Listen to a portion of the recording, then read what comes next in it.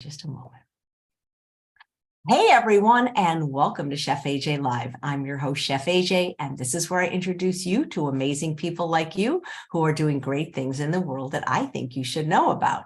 Well, it's the first Monday after Thanksgiving, a holiday where many people start the gradual weight gain of the holiday season. Of course, some people already started in Halloween. So I felt like we need an inspirational story, somebody who's actually lost weight and who is now happy and healthy. She used to be depressed and food addicted, and I can't wait to learn more about her story. She was featured in Forks Over Knives. Please welcome Karen Steiner. It's so nice to meet you. It's nice to meet you too. Well, I read your story in Forks Over Knives, and then I remember reading it, and then I don't remember if it was you or somebody contacted us for you to be on the show, and I'm like, absolutely, because 90 pounds, that's a small child you've lost. It sure is. Yeah, or a very large dog, either way. So tell us how you did it. Well, actually, what I'd like to do is start out with how I got here, if you don't mind. I would love. I love a good story. Okay, so I just want to show you this picture because I started getting teased about being fat as soon as I got to kindergarten. Now, you look at this picture now and you think, well, that looks normal, but this was 1963. And in 1963, this was a little pudgy. And this picture was pivotal because I'd heard these snide remarks that people had been making, throwing my way. And I just kind of let them roll off my back. But as we were all lined up to get our picture taken, and I went in and sat down in the booth. And as I was walking in, the little girl behind me said, "You're fat." And it was just like, all of a sudden I realized, no, I don't want to say realize, that's wrong. But that was what made me think, wait a minute, there really is something wrong with me. I'm fat, and that's not a good thing. And that really started me down a long road of being at war with food and with my body. And, I was a pudgy kid that was always the last chosen for the team. And when I was on the team, people would just say, on the playing field, they'd say, just get out of the way. We don't want you when the ball comes your way. Just don't even, just run away from it. Let somebody else deal with it. And that made me hate athletics. And so I really had a very bad attitude. I went on my first diet when I was 9. I experimented with anorexia at 13. I was an exercise bulimic in my 20s. And I had gone on, by the time I hit my mid 50s, I'd probably lost weight a dozen, well, maybe not half a dozen times, and gained it all back again. So I think in trying to tell this story, it's like taking a mosaic and trying to make it a line drawing, which is a little hard. So what I want to do now is just kind of go ahead and talk about some things that really influenced me. And I think I'm getting ahead of myself here. When I was this age, just about in kindergarten, my father pulled a chair over to the stove, put me on it, and taught me how to scramble an egg. And I was hooked. I absolutely love to cook. And I fell in love with cooking. I fell in love with good food. Over the years, I have to admit, I look back on it and think I was kind of a little bit of an arrogant gourmet foodie. But that's something that's been with me all of my life. When I was in my mid-20s, I read Diet for a Small Planet. And it had a huge influence on me. It opened my eyes to food as a larger system, that because she connects animal agriculture with food scarcity and food justice issues, with environmental concerns, connects it to things like government policy, political instability, even overpopulation. So it made me see that our food choices were more than just what we're choosing at the supermarket to put into our bodies. This is a much bigger picture. And I went vegetarian immediately. And I'm happy to say I ate meat. I liked it, but I gave up meat and never missed it. So this was a huge influence on me. And skip ahead a few years, there are a few other things that, Michael Pollan was saying a lot of the same things that Frances Moore Lappé was talking about. And I think that finally people were starting to listen to him. So Food Inc. and In Defense of Food came out, and I read them and got me thinking again about our larger food system. Shortly after that, I read two other books. One was by David Kessler, who, Chef AJ, I think you've interviewed both of these people. David Kessler, his book is mostly on the neuroscience of fat, sugar, and salt and what it does to the brain, and then how the food companies exploit it. And Michael Moss talks a lot about food marketing and advertising and product placement, and how we are just, the deck is stacked against us. And again, got my wheels turning. This is me. I think this picture was probably taken around 2011. So I was roughly mid-50s. And I would say that probably 20 years of my adult life, I was at this weight. And I had lost weight, gained it back, lost weight, gained it back several times, but I never strayed too far away from 220 pounds. And I had just given up at that point. I'd given up. I'm going to have to join the size acceptance movement and just make peace with myself the way I am, because I can't stop. But when I read, especially when I read Michael Moss's book, it started the wheels turning and thinking something more is going on here. And I got mad. And that anger really fueled a lot of my exploration, and it fueled a lot of the work that I'm doing now, because I just said, how dare you mess with me and mess with my health for your profit? So, and I also think that learning to accept myself actually laid a foundation for moving forward with making changes, as much as it seems kind of counterintuitive. So this is a trip to New Zealand in 2013. And I'll tell you, I did a lot of cool things on that trip. I stayed on a farm, and I was feeding orphaned baby sheep, bottle feeding them. And I learned how to milk a goat by hand and make cheese with the milk, and feeding some sheep. And it did have a good time. But New Zealand is an incredibly beautiful country, and most of it can't be seen from the road. And this is a good point. This waterfall was only a stone's throw from where I was staying, and everybody told me I shouldn't miss it. But it was about a half an hour walk each way through native bush, and apparently the walk was also part of the beauty. But it was also kind of steep and uneven terrain, and I knew that I wasn't able to do it. And at that point, I realized I was missing too much, and I had to make some changes. And shortly after that, I ran into Women, Food, and God by Janine Roth. And I had the privilege of taking a workshop with her.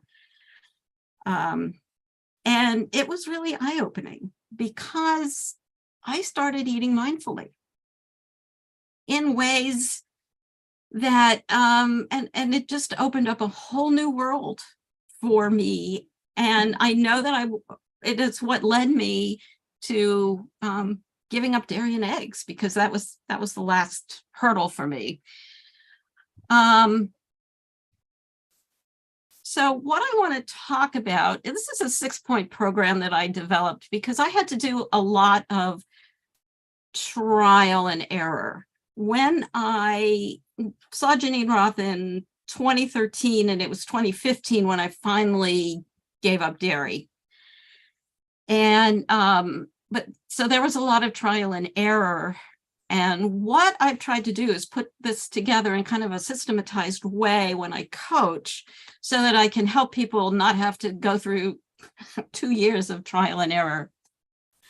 And the mindfulness piece is really important, because in order to make changes, you need to, first of all, you need to show up, and you need to know where you are before you can move in a different direction.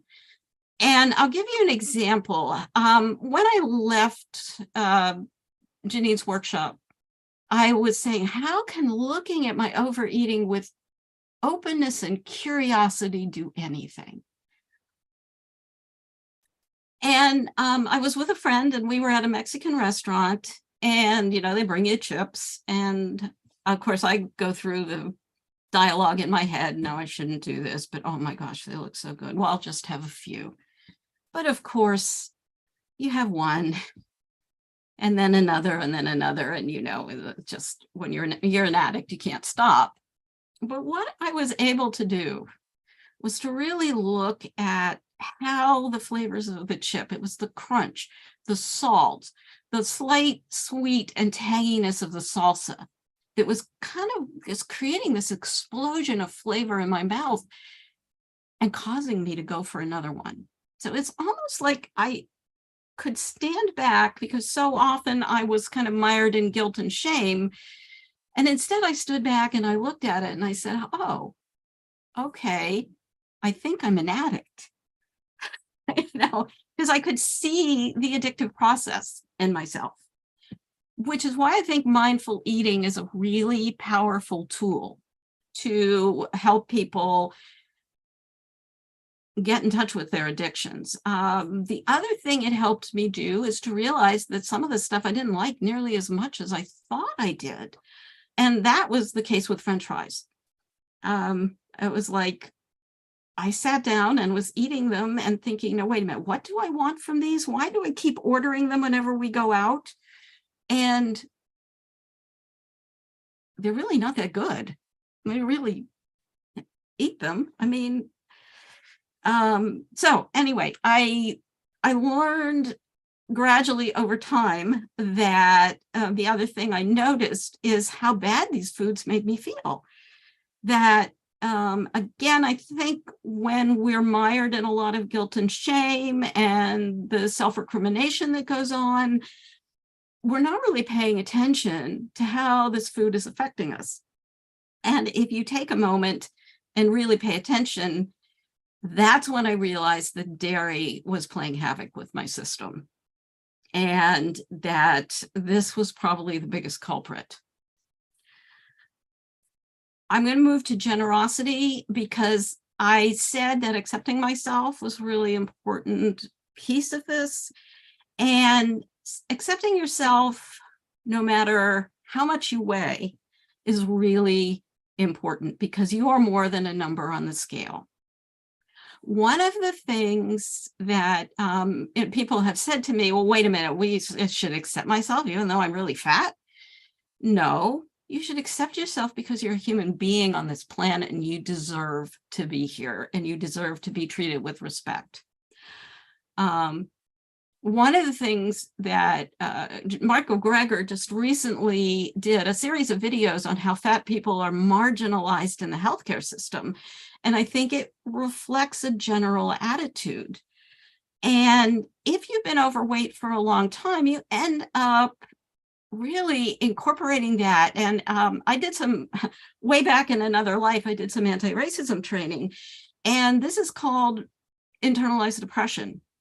that for any marginalized group, you really start developing that or taking on the feelings of the larger group has for you. So, and I think if you've been overweight for a long time, that's what you start not liking yourself.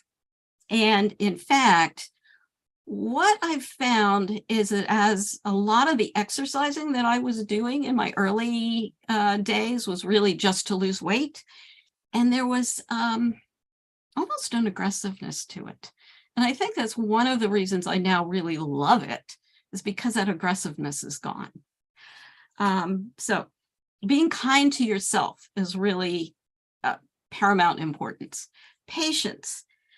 We want things and we want them now. And I know that if I had gone into this and, looked at how was I eating 10 years ago and just given it all up and started eating the way I am today, dry popcorn and, not cooking without oil and no salt. And I would have kept it up. I would have done exactly what I had done so many times before.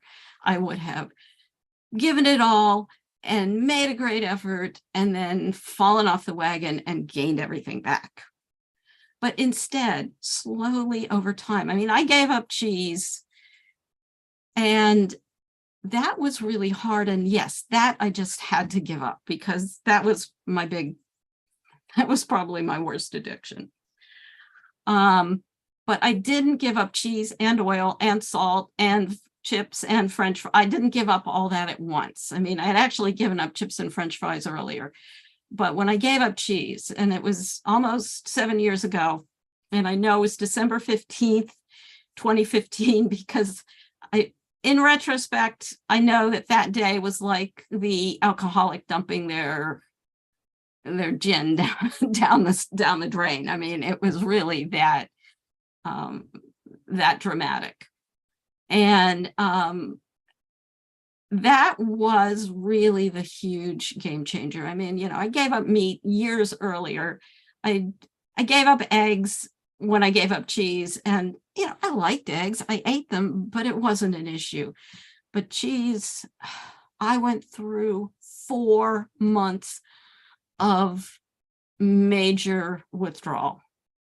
I craved terribly. And this is where a lot of psychologists, I think, don't get food addiction, because not only did the psychologist I was seeing at the time, but also 2 other friends of mine who were both PhD psychologists all said, well, why don't you just go out and eat 1 slice of pizza? That is like, that's like telling an addict to go out and have a drink. So, but I didn't give, I really think it was critical that I didn't give everything up all at once. I gave up the cheese, and then it was maybe probably a year later, I gave up oil. I stopped cooking with oil. Not that I was using all that much, but I stopped using it altogether. And then it was probably another 6 or 8 months before I gave up salt. And so it was slow, but persistence. And actually, if you look at the Behavior Design Lab at Stanford University, there's a lot of good research showing that small habits done consistently over time have a much more powerful result than a lot of change all at once. So the other point of my program is the food. Of course, it's about the food. It's just not all about the food. And that's really, it's important, of course. I don't ask my clients to go plant-based 100% because most of the clients that I work with are older, and they have been on diet after diet after diet after diet and for their lifetime, and are a little sick of having diets shoved in their faces. So what we start with is, okay, let's just eat less less meat and more beans and more whole grains and potatoes and vegetables. And the interesting thing is, as they start paying attention, as they start looking and eating more vegetables and more plant foods, they realize they feel better, because that's what's going to power you. And I do think it's really important to look at the big picture, which I've talked a little bit about, is we have to look at the food culture that we live in. And the fact that, especially this time of year, where food is just highly palatable, food is just in our faces 24/7. And, sometimes it's just hard to resist. I had a friend of mine, posted on Facebook the other day, we've got a candy holiday, followed by a pie holiday, followed by a cookie holiday, followed by drinking binge. That's really what this holiday season is like. And we have to figure out how to negotiate our way through it. So anyway, is that it? Yeah, for that one. So what I have done is, I put together a class, and this is, I've actually extended the early bird discount, and it's really about, not necessarily about losing weight or even really about changing, but it's about using mindful eating practices, and use the holidays as a laboratory to experiment with mindful eating, to look at what you're doing, to figure out how to, get through it without feeling bloated. And one of the things we look at, dopamine and how highly palatable foods affect the brain. Well, I release educational videos every week, and then we get together once a week and talk about it, and have small group discussions, and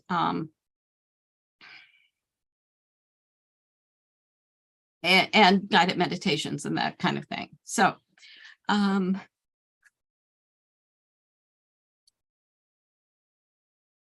are any questions coming in? Oh, Chef AJ, I can't hear you.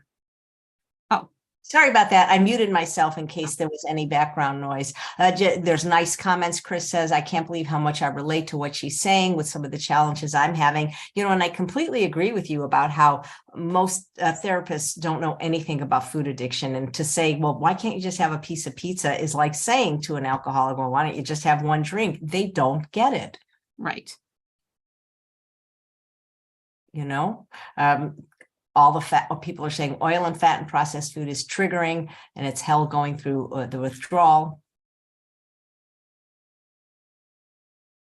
Did you go through withdrawal when you gave up some of your comfort foods? Oh yeah, cheese was terrible. I didn't go through as much withdrawal with everything else, but cheese was just awful.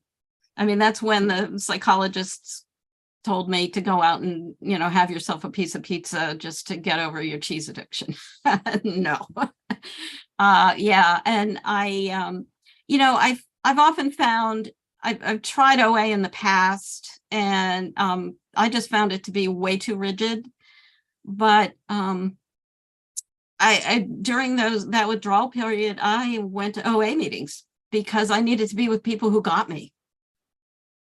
Yeah, absolutely. Absolutely. One of the things people want to know, and they want to know this from every guest, but especially a guest that's lost almost 100 pounds, is what did you eat to lose weight, and what are you eating now to keep it off? And how long have you kept it off? 7 years. Great. Well, I went plant-based 7 years ago. I lost it gradually over a period of maybe 4 or 5 years. I never really had too much of a challenge about going back to my old way of eating. When my mother was in her final decline, And I had come home from the hospital one night, just totally stressed out. And actually, it wasn't my house, it was hers. And she had a bag of potato chips in her pantry. And I sat down with them and I started shoveling them into my mouth. And something just clicked inside of me and said, you have come too far to do this to yourself. And even if you eat this whole bag of chips, you're going to feel bad and your mom is still going to be dying. So I wrapped up the bag and I stepped on them and I took them right out and put them in the trash. And I figured if she recovered and came home and wanted chips, I'd go out and buy her another bag, you know. So that was really the only time. I mean, I've had challenges. There's been some negotiating, obviously, with my husband because he doesn't have an issue with food the way I do. He wants to have some food in the house that I have. I mean, I have to keep my environment clean. There's just no question that even after all these years, I can't, a couple of times, you know, I go down, I want something to eat and there's nothing to eat in the kitchen and there's good reason why. Because, you know, I've had to design it that way. But there are these sesame sticks and Trader Joe's has that my husband likes. And I will eat them until I don't feel good. And I finally, and you know, he left them, left on a business trip and left half a bag and I had to throw them out. And another time he brought them and then he's working with the pandemic. He's been working from home all this time. And he was taking them to the office. And I said, if you bring them into the house, I don't even want to know that you bought them. And put them somewhere in your office where I can't see them. Excuse me, I don't know that they're here. I mean, that's the only way I can really cope with some of that stuff.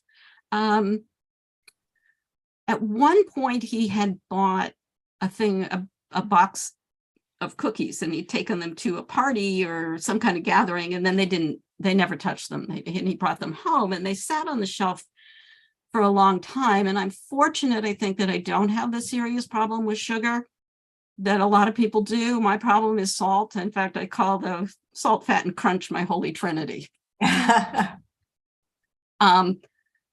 But these cookies were on the shelf and they were probably there for a few months. But every time I opened that cupboard, I had to say no to myself.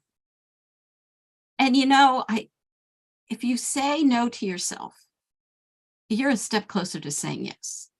So that's why mindfulness is a really important piece of this, because you know you're saying no to yourself. You know, and if you know you're saying no to yourself, then that's one of those foods that just can't be there.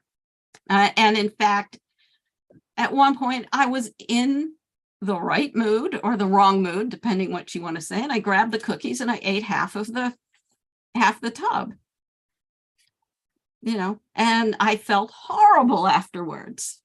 And that's when I just kind of said, nope, we can't have these in the house.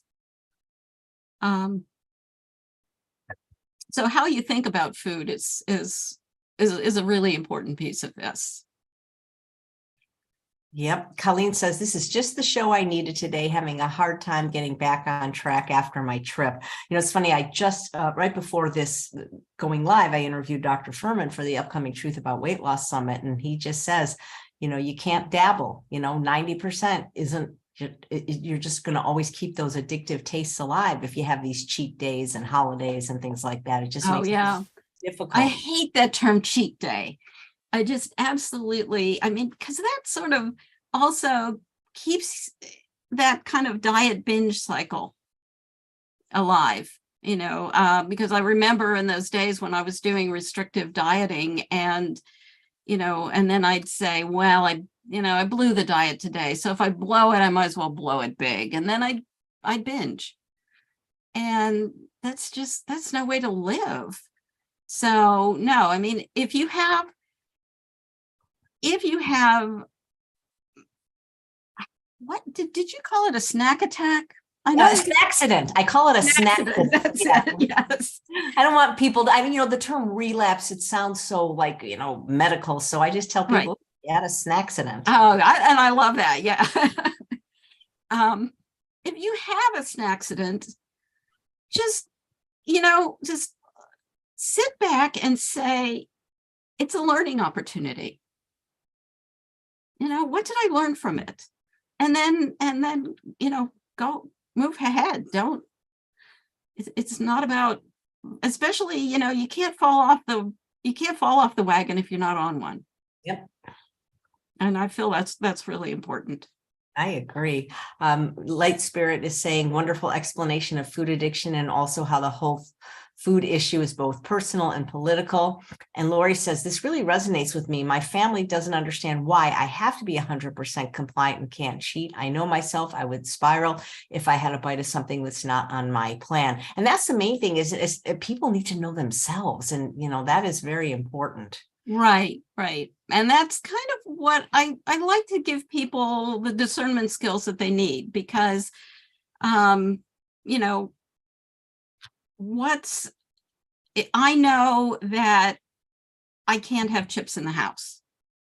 That is just like, I can't eat them at all. If I go to a restaurant, but I'm to the point I don't want them anymore. I mean, that's the good thing is I see advertisements on television now for things like chips or pizza with all the cheese stringing off, and it's like, ugh. I mean, really, I don't want it anymore. But on the other hand, I wouldn't say, well, I can go back to eating this stuff moderately, because no, I can't. I mean, because I know that it would very, very gradually, I would start eating more. Mm-hmm. How long did it take you to lose 90 pounds, Karen? And Susanna wants to know if you had any special difficulty losing the last 10. It probably took me 5 years total. And no, I didn't have trouble with the last 10, except that maybe I haven't lost it yet. So I don't know. It's never been an issue. I kind of don't even weigh myself much anymore, because I think that you can start obsessing about that a little too much. So I agree. So would Dr. Doug Lyle. Here's a question from Cindy. How does accountability play into long-term weight loss? I think it's really important to, I had, especially when I was going through my big time cheese cravings, the other thing that I did was I got an accountability partner, and I found a friend who, she was trying to make other changes in her life. It wasn't food related, but since we were both struggling, we started getting together once a week to just check in with each other and talk about, the struggles we were having and the difficulties and whether we were actually doing it or not. So that was really beneficial. And I would actually text her when I went out and took my walk every day.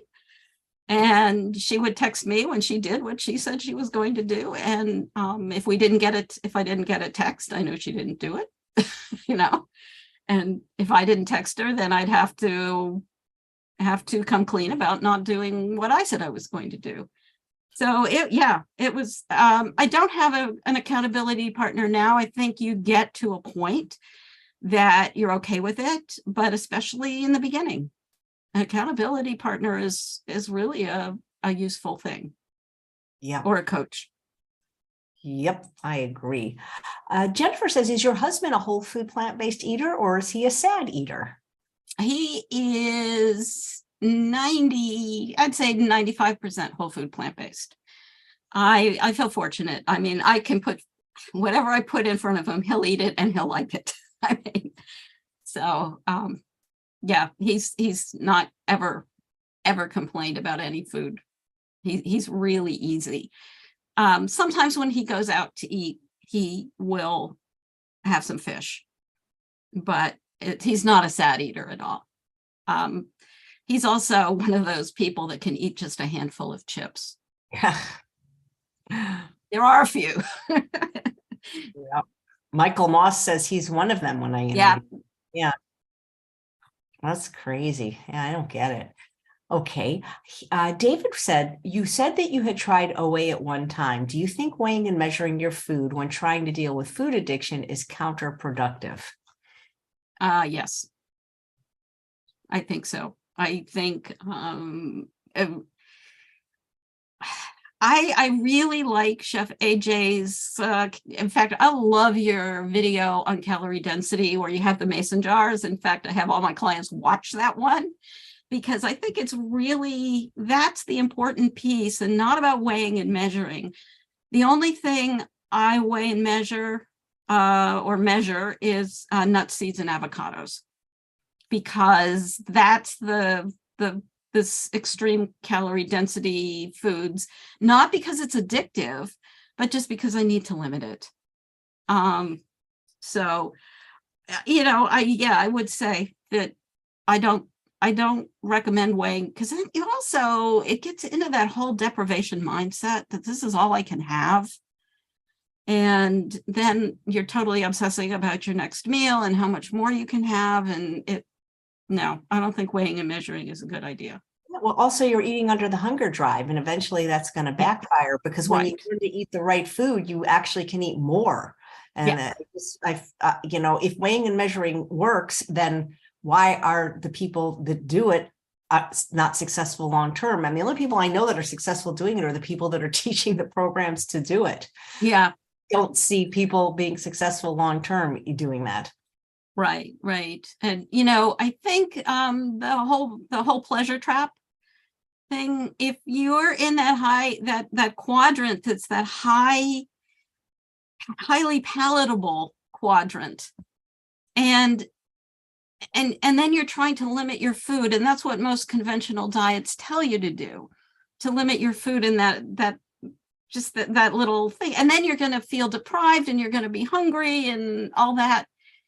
And the fact that you can actually get through it, because I love salt. I mean, truthfully, salt is probably one of the harder things I had to give up. I mean, the cheese, and sometimes I think it was the saltiness in cheese that I was really craving. But once you get through it, it's amazing. It's then that everything tastes too salty. And one of the things that I never believed, I mean, if you would have told me 10 years ago that I would eat a baked potato and I would enjoy the flavor of a plain baked potato. Oh, Wendy's, baby, whenever I'm on the road, it tastes so good. Yeah. And I would have said, ooh, we have to at least put some healthy olive oil on it or something, and some salt and pepper. I mean, come on. And it's like, no. In fact, sometimes, I pull potatoes out of the oven because I do batch cooking, and I'll eat some of that baked potato just because I just love the flavor. And it's never better when it comes out than when it first comes out of the oven. Yes, you're right. Shirley says, did you ever do a detox? No, I haven't. I think if you're living a really healthy lifestyle and you're getting enough hydration and you're eating a lot of leafy greens, I live a detox lifestyle all the time, and your body just naturally detoxes itself. Yeah. And I think it was Dr. Furman who I heard that from. Mm. Here's a question. Sorry, go ahead. Well, I was just going to tell you, I want to stick with the questions, but I also do have a recipe to share if somebody, if you want me to. Either way, I mean, you want to just try to go through a few more quickly, if possible? Sure, let's do a few more questions. Sure. Does Karen enjoy her food now as much as she did her former foods? Does her current food taste as good to her as her former foods did? Better. I would, yeah, my current food tastes actually better than it did. I have no I have no regrets, no reason to even go back to it. So it's like I said, I love the flavor of vegetables, just plain vegetables.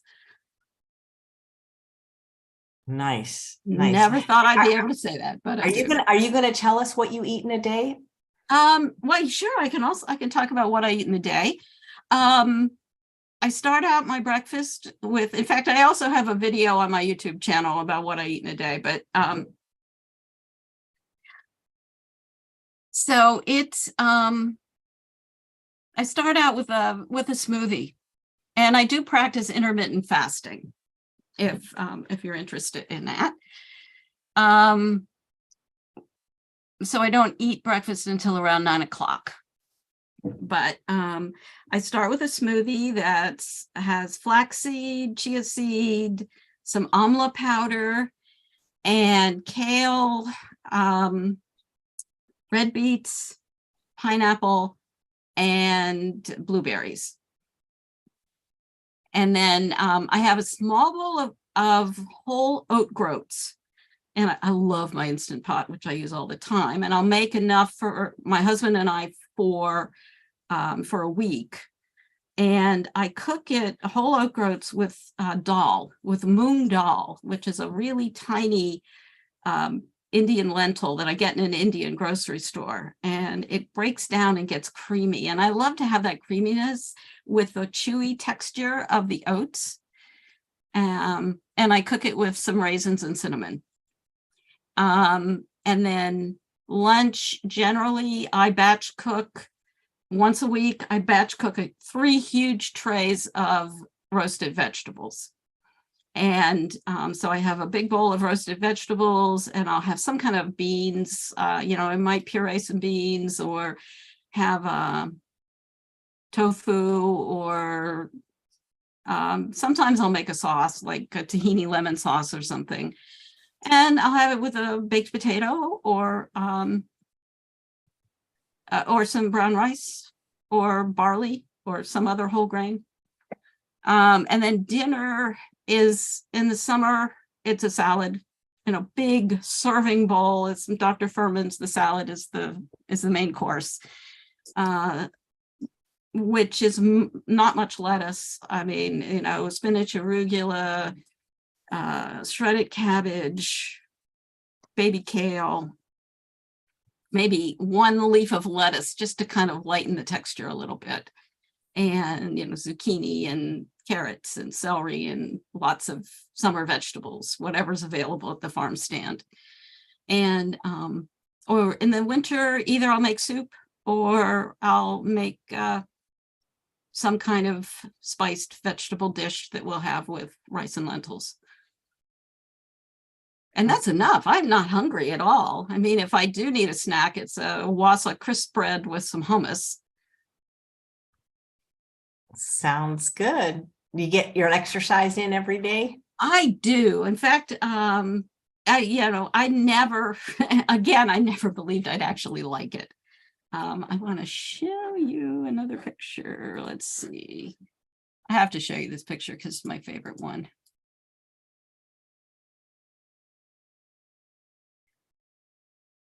This is after I ran a 10K. Wow. And unfortunately, I started training for a half marathon in 2020, and then I hurt my knee.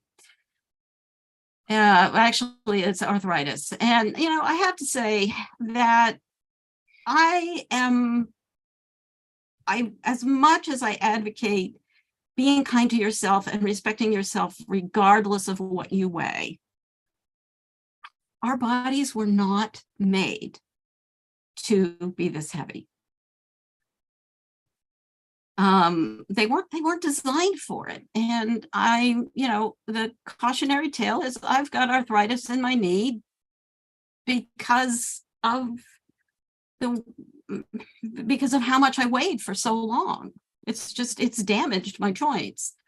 I found a really great physical therapist who's I've been working with for a while now, and she is optimistic that she can get me running again.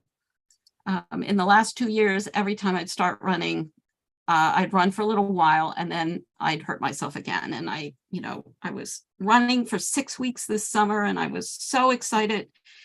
And I made this big splash about wanting to do a road race on Thanksgiving Day. And I was ready to go. And I pulled a muscle in my hip. Oh, It was no. actually pretty painful.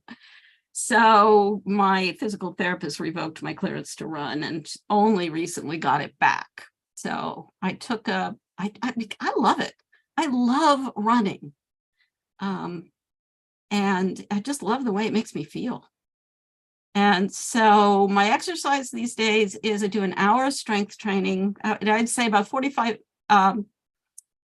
minutes of warm-ups and stretches and, a little bit of yoga, and then another 45 minutes of strength training, and then 30 minutes of brisk walk.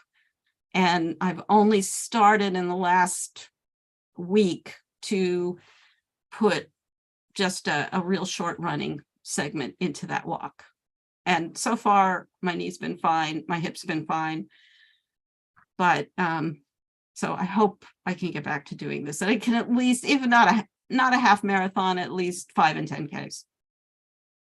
That's wonderful. I hope so too for you, since you love it so much. Do you eat any sugar, oil, flour, alcohol, or salt, or do you avoid all those substances? Yeah, I eat flour. I mean, whole wheat. I'll have pasta once a week usually. And maybe I'll have once in a while, I'll have some bread. I don't eat a lot of bread, but I don't have anything against it. It's not part of my regular routine that much, but I don't have anything against whole wheat flour. Alcohol, I don't drink. I mean, it's empty calories. There's no reason to. I might put a splash in spaghetti sauce if I'm making it, but it's not. And it's not like I buy alcohol-free vanilla extract or anything like that. So yeah, I guess I eat some very, very small amounts of alcohol. Sugar, I actually drink coffee in the morning and I put a half a teaspoon of sugar in my coffee. And I started out, and again, this is when I talked about when I cut back on the, did I talk about, I meant to talk about it, but I don't think I did. When I started this whole process, I was making my air pop popcorn in, paper bag, but I was taking olive oil and I thought I was being really healthy because I was using olive oil, right? And just pouring it over my popcorn. And then I was taking the salt shaker and shaking it on. So what I first did was figure out how much I was using. And it was like a tablespoon of olive oil and a half a teaspoon of sugar, of salt. And then I cut down, and I cut down gradually, and until I'm only putting nutritional yeast and Benson's Table Tasty on my popcorn now. And Chef AJ, you turned me on to Benson's Table Tasty. And I did the same thing with my coffee. I mean, in the morning, I put in I was putting in a tablespoon of half and half. I can't believe I was doing that, but I was, and a tablespoon of sugar. And just gradually, I started cutting it down, and so I'm down. Obviously, I cut out the half and half completely quite a while ago, and then I cut the sugar down. I'm down to half a teaspoon, and since sugar isn't quite the problem for me that it is for a lot of other people, it's not a trigger food for me. That's great. But sesame sticks from Trader Joe's are. Salt, fat, and crunch. Yeah. Holy Trinity. Yeah. See, everybody's different. That's the thing. You got to know yourself. Jay wants to know, do you have any thyroid issues, or did you have any thyroid issues? Great. Nice. So are you going to show us a recipe? Tell us a recipe. Yeah, I have a recipe. I thought I would try this because what I wanted to talk about was not so much what is in this dish, but the process of throwing together a really fast meal. And I actually have a video and a kind of a recipe and written description up on my website. And I believe you have the link to that, which I think you put in the show notes.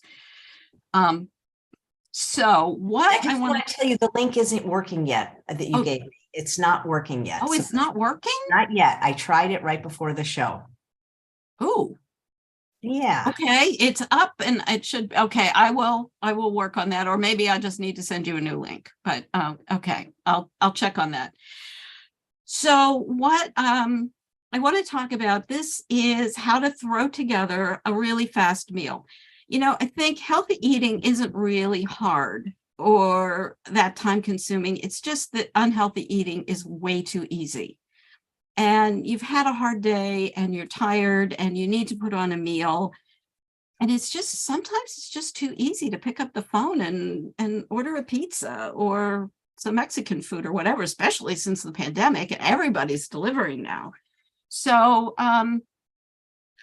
this is a meal that will take probably 20 minutes to put together.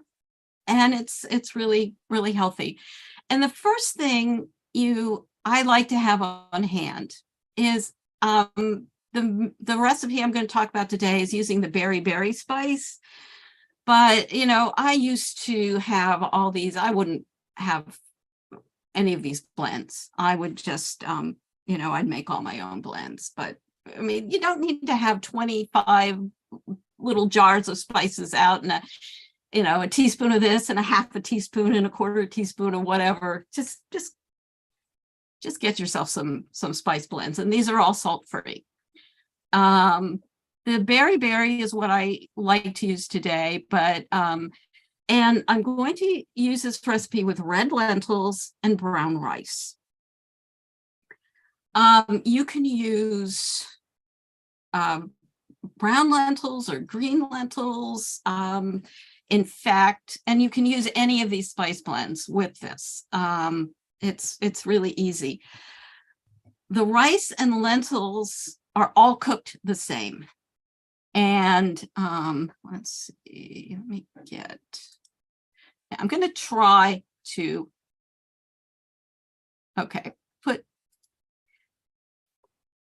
so first of all, an instant pot makes this really easy. And if you don't have one, get one because they are absolutely, it's really essential if you want to cook fast and easy. That being said, yes, you can cook this on the stove. And the recipe on my website is for one person and it scales up easily. So I generally gauge a quarter of a cup of brown rice and a quarter of a cup of lentils per person. So, and put it in the Instant Pot liner here. And I actually have, what I thought I would try to do, and of course you rinse the lentils, is I'm trying to narrate this live rather than have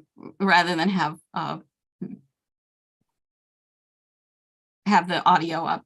So I want to say the water, if you're using an Instant Pot, you need less water than if you're boiling it on the stove because the Instant Pot has less evaporation. So I usually gauge 3-to-2 ratio. That's 3 water to 2 dry mix in the Instant Pot, or 2-to-1 if you're cooking on the stove. And then add some cumin seeds. And it's a teaspoon of half a teaspoon of cumin seeds per person. And this isn't working. I was hoping it would. Okay, and then some white miso. And white miso puts just a little bit of saltiness in that. And Dr. Greger has some videos where the Japanese studies that miso doesn't have the same impact as salt does on the body. But put a little miso in, and then I'll add some table tasty as well, just to give it a little more salty flavor. I think it's interesting that table tasty has a little bit of a salty flavor, but it doesn't have that same impact that, oops. So okay,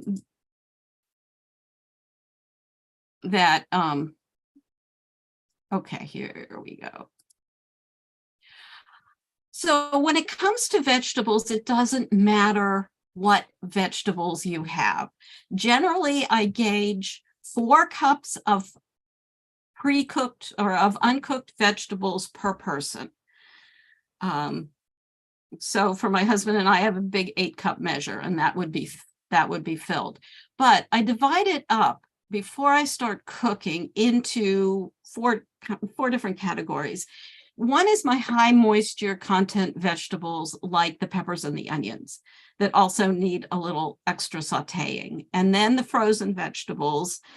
The fresh vegetables are third, and then finally the greens. And I do that because that's the order I put them in the pan. So I have a wok here. It's a carbon steel wok. It's I got it at Costco for $35. It's fairly new. And it's not nonstick, but I have no oil in it. It's just, I do this also with cast iron, or also with just a plain stainless steel pan. And you get it on medium high heat, and let it get hot, and then put your vegetables in. And just stir them around until they get, I love the way the onions get caramelized. At this point, you don't even have to add any moisture, because the cooking releases the moisture of the vegetables and will and that'll keep them from sticking. And I would say about 2 minutes is about all you need. And then add your frozen vegetables. The reason I'm putting frozen vegetables in now is because you also, at this point, want to add the spices, whatever spice blend you're using. In this case, I'm putting berry in. And the frozen vegetables have a little extra moisture, so they will also help to prevent sticking. Because once you put the spices in the pan, things will start to stick a little bit. And I do have a little bit of water on hand that I'll start adding.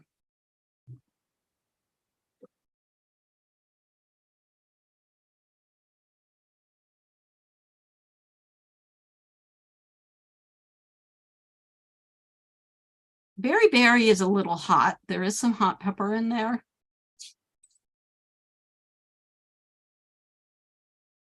Chef AJ, are there any questions coming in for the? You know what? I'm watching you, so I'm not looking at the sorry. All right, let me see if there's any questions about this. Not so far about the cooking. Okay. But it looks delicious. I didn't know. I know that a lot of people know how to do dry sautéing, but I thought I'd. What is berry? You said berry seasoning. It's an Ethiopian seasoning blend. I really recommend putting when you put the frozen vegetables in, don't cook them until they're hot, just until they're thawed. Because if you cook them until they're hot and then add the fresh vegetables, they'll end up getting overcooked. So I put the frozen vegetables in, get them thawed, and then I put the fresh vegetables in. You're really just cooking this until it's hot, and not, we really don't need, it doesn't need to be cooked. Everything is just getting it hot. Mm. And then adding my greens last. Looks delicious. I'd eat that right now. I'm hungry. It's lunch. Yeah, it's just about noon for you. It's time for lunch. And then once I put the greens in and mix them around, I'll put the lid on and turn the heat down and then get the lentils ready. So that's the Instant Pot. I've cooked the rice and lentils. And the thing I like about the red lentils is that they break down, they get nice and creamy, and then you have that nice contrast of the al dente rice and the creamy lentils. And then all you really need to do is plate it up. Yum. And actually the rice and lentils you could eat just on their own. That's also good. Mm. Plate it up and eat it up. And I actually have a picture. Let's see. Oh, There, plated up. Berry has some hot pepper in it. And we like hot food in our house, but unfortunately, it gives my husband the hiccups. I thought it was pronounced Berber. I didn't realize it was all these years it was pronounced berry. Berry, yeah. And you can see there's a little bit of plant-based yogurt there, just to kind of placate a little bit of or mitigate a little bit of the hot, so that my husband won't get the hiccups. Anne wants to know, how long did you cook the rice and the lentils in the Instant Pot? Oh, I'm sorry. I should have 12 minutes. 12 minutes. Thank you. Yeah. And that really is pretty much standard for any lentils, whether using brown lentils or red lentils or black or green.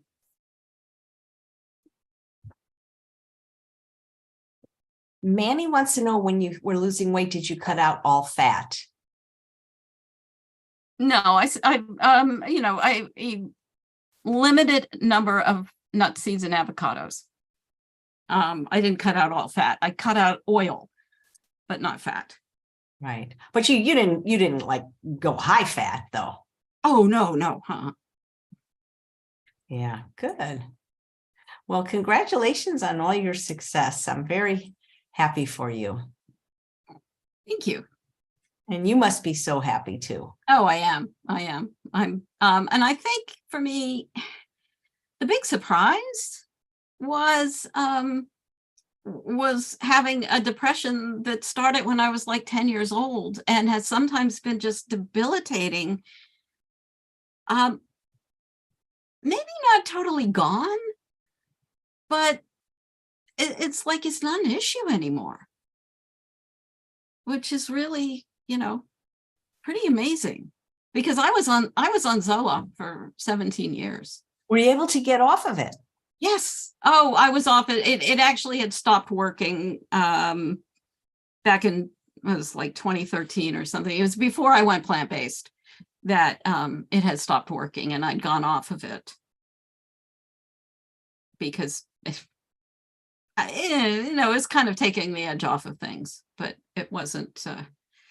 So yeah, but the impact on my mood, which, about, I would say 6 months after I'd gotten the dairy out of my diet, was like, wow, if I would have only known this 17 years earlier before I went on, I just wonder if the psychiatrist who prescribed the Zolofts would have said, change your diet. Let's try that first. Whether I would have heard him and done something about it, or whether I would have just said, yeah, he's a quack. I'm not giving up my cheese. That's so funny. Well, Karen, if people want to follow you, where should we send them? Well, there's some links below, and one is you can sign up. I actually have an ebook called 6 Strategies for Permanent Weight Loss that you can download for free, and that will sign you up for my mailing list.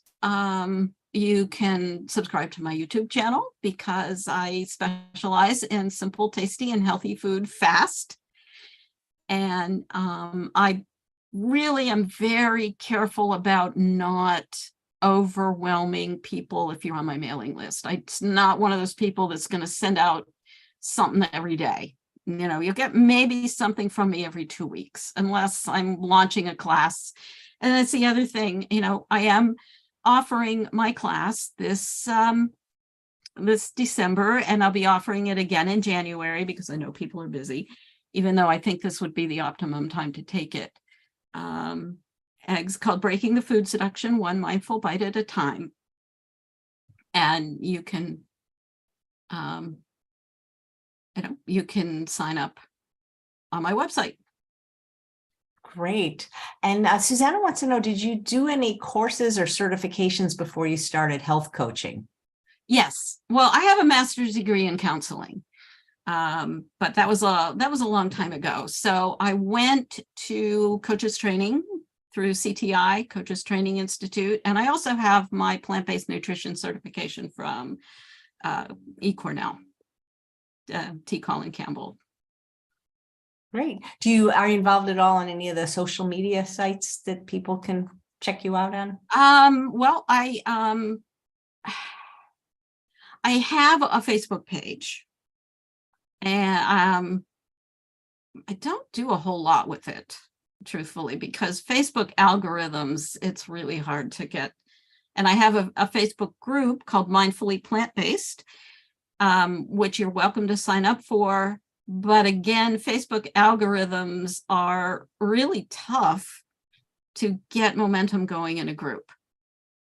It's just they make it really hard unless you pay them money. So I've just been, I think my YouTube channel is probably the most the best way that I reach people at this point. Great. Well, thank you and continued success. And thank you so much. It's been great to do this. A wonderful presentation, and have the happiest holiday season to you and your family. Same to you and to everyone else watching. Yeah. Thank you, Karen. Isn't it great having an inspirational story around the holidays? We'll come back at 2, and we're going to be talking to the sexy fit vegan Ella Majors, and she's going to teach you how you can lose weight without even trying.